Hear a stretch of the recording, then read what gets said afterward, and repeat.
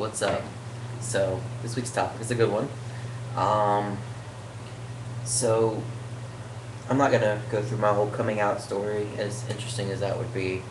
Um, I might touch base on it, but so in middle school, I used to pull my hair out really bad, like whole sides would be just bald and ugh. And I didn't know how to deal with it. And I was homeschooled from two till sixth grade. So sixth grade, my parents are like, let's put them in a school system. We'll send them to a private school system where we pay lots of money. It'll be great educational opportunity, etc., etc. Cool. Um, what they weren't aware of and what went on was the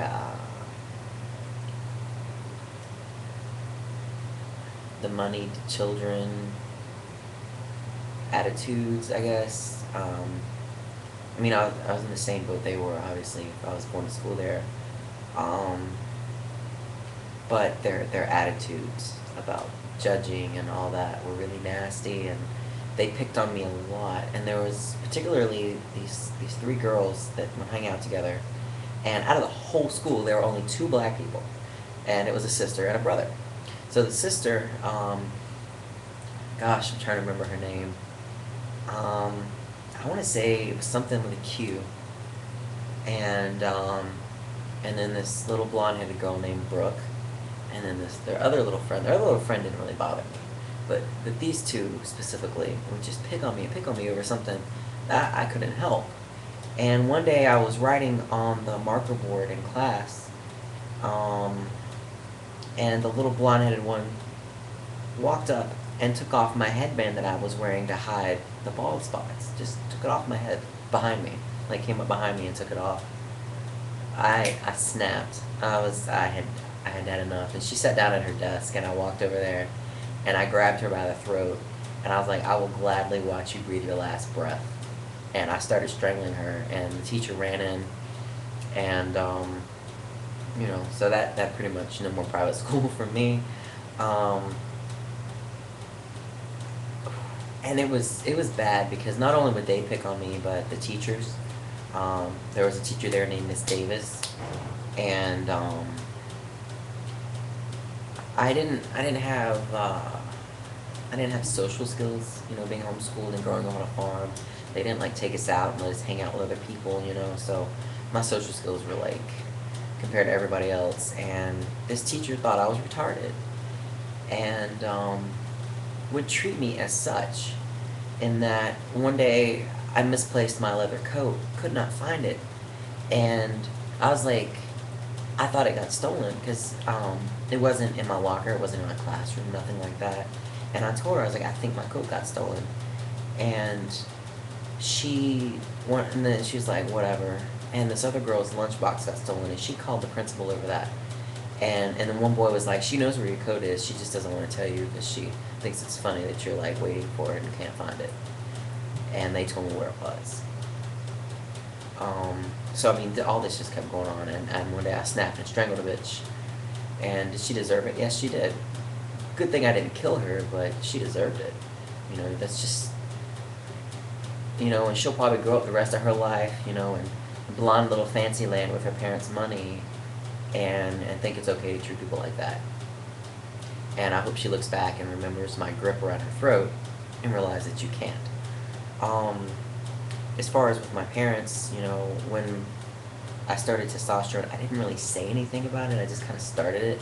And I was 22 years old, but I was still living off my parents' money. And, I would go home a lot and hang out with them. Well, I decided to go home and spend the summer with them. And my dad found out and freaked shit, beat the shit out of me. And then I was kicked out, gone. Everything cut off from the world. The whole family just cut off. Had, nothing. He gave me a $5 check to pay rent for a month, and that was it.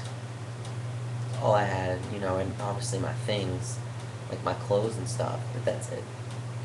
Where was I gonna go? I didn't have a job, I spent a month in that apartment that was running $500 a month that I could no longer afford, so, I had a month to get a job and all this, and when the shit hit the fan and he attacked me or whatever, you know, when we fought, you know, I'm not gonna say I just stood there and took it, because I didn't, you know, I did fight back.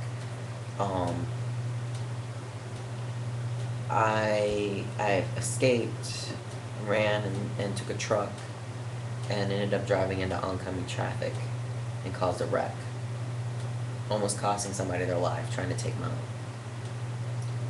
And that got me a week at Holly Hill, which is a lovely mental institution.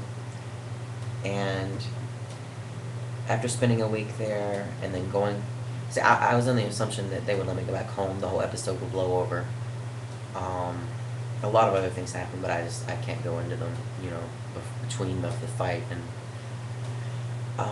getting sent to the mental institution. So, you know, it was 11, 12 days in there, something like that. And my mom comes to get me because they're letting me out, and the car is loaded down with everything that I own that is mine. She picks me up, cries the whole way there, drops me off, says this isn't the way I want it to be, and leaves. And now it hands me the $500 check. And that was that. That month, 2 months, 3 months after that, I guarantee you, there wasn't a day I didn't cry for hours at a time. There wasn't a night where I didn't lay in bed and say, God, just stop me from breathing. I don't want to live. You know, I don't, there's no point. I have nothing. You know, it wasn't even about the material things. It wasn't about money. I felt like without my family, there was nothing.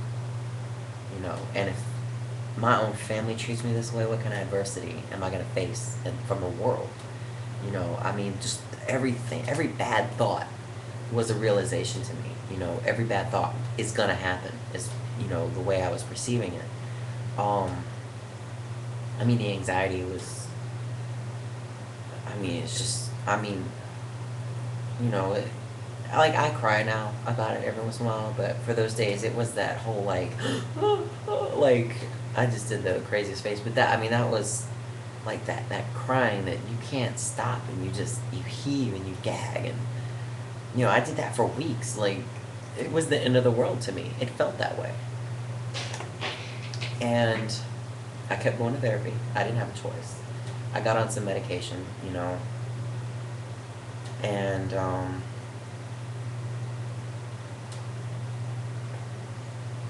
I started realizing that my friends, you know, I had a couple friends, really good friends.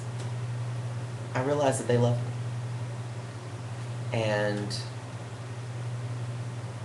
that their love was a pure love. It wasn't a I love you if, or I'll love you until. It was I love you.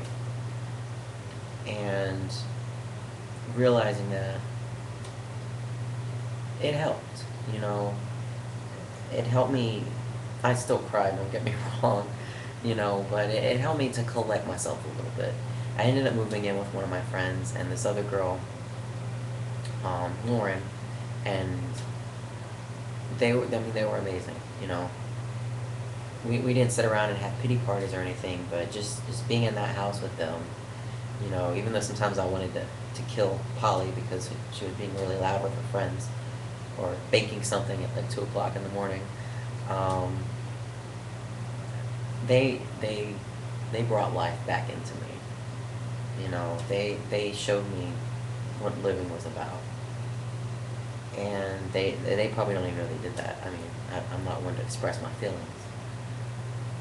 But the point is that it really, honestly, truly, without a doubt, 100% sure, no matter how fucking low you get, no matter how desperate you get, it will get better. You just have to give it a chance. I suffered through depression for 12 years, and I'm still here. You know, granted that's 2 suicide attempts, but I'm here for a reason, and I think that's to tell you that it does get better, and there's a reason to keep trying. There will always be a reason to keep trying. even when you think there's not.